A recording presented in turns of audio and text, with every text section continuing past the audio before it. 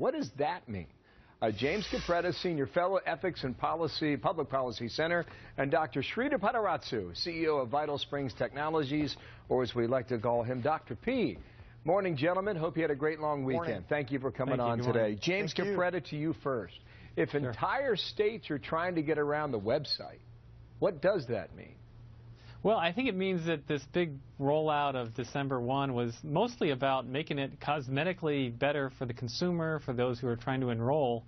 But if you're not worried about accuracy and the back end really working well, it's easy to enroll people. I mean, the website is really supposed to be about signing people up for insurance and then making the right payment to the right insurance plan for the right family.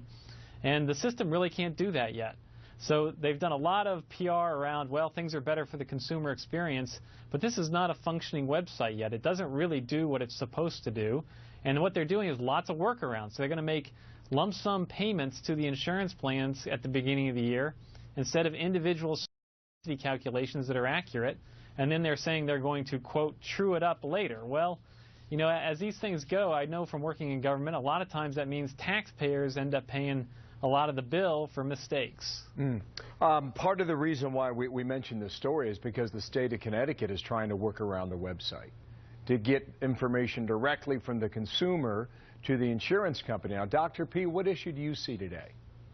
There's going to be a big issue, Bill, because if the states start doing this, the ability to synchronize that enrollment to make sure that it's right, to get the right information to the insurance companies, and then make sure that the right subsidy is paid out, you know, just as James said, is at the core of Obamacare actually working. And the fact that we are now 3 weeks away and the crux of that experience has not been flushed out is a major red flag. And so if you've got the insurance companies and the states where ultimately the decisions have to be made and the plans have to be issued are doing a workaround, how possibly is healthcare.gov working? Because system and capacity may sound like great buzzwords, but at the end of the day, if you're not getting the right people enrolled in the right plans that are choosing the right plans and the subsidies are being paid correctly, then Obamacare is not working.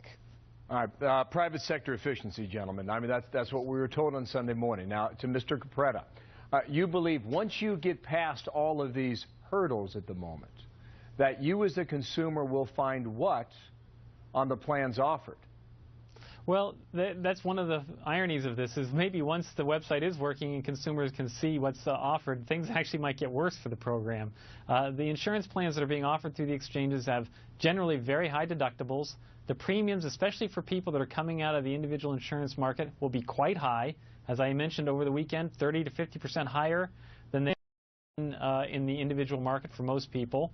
And moreover, you're going to get narrow networks. That is, you're going to get a very limited list of physicians and hospitals that are covered by the insurance plan, much like Medicaid is today. It's a very narrow network. So that, if you go outside of that limits your choice then, right, James? Exactly. It limits your choice of physicians. And frankly, a lot of people aren't going to even realize their physician isn't covered because the website doesn't really reveal that.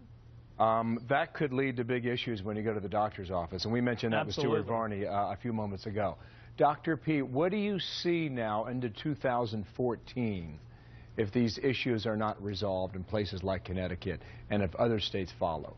You're going to see mass confusion, Bill, because people are going to end up, just as you said earlier in that example, not really knowing what plans and what exactly their plans are covering, and they're not going to know what their financial responsibility is. And that's a big concern because the government is taking the position right now, let's just punt, let's estimate what these subsidies are going to be and figure it out later on. Those subsidies have to go to the insurance companies. Where the insurance companies feel like they're not able to recoup the cost for having now taken on all of the people with pre-existing conditions, you're going to see a lot of repercussions where people are going to see more cancellations or less options available in the exchanges because insurance companies are just not going to participate.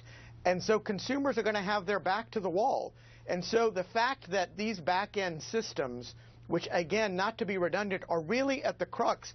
It's like on Cyber Monday saying that you can go and shop around, but you can't consummate the transaction Who would accept that? So you today on can Cyber shop, Monday? but you can bring nothing home, and you really Exactly. can't pay for it either.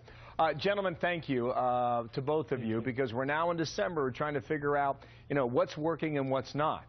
But it's clear that this is going to be something that will go to 2014. Dr. Padaratsu, thank you. And James Capretta, gentlemen, we will call on you both again very soon.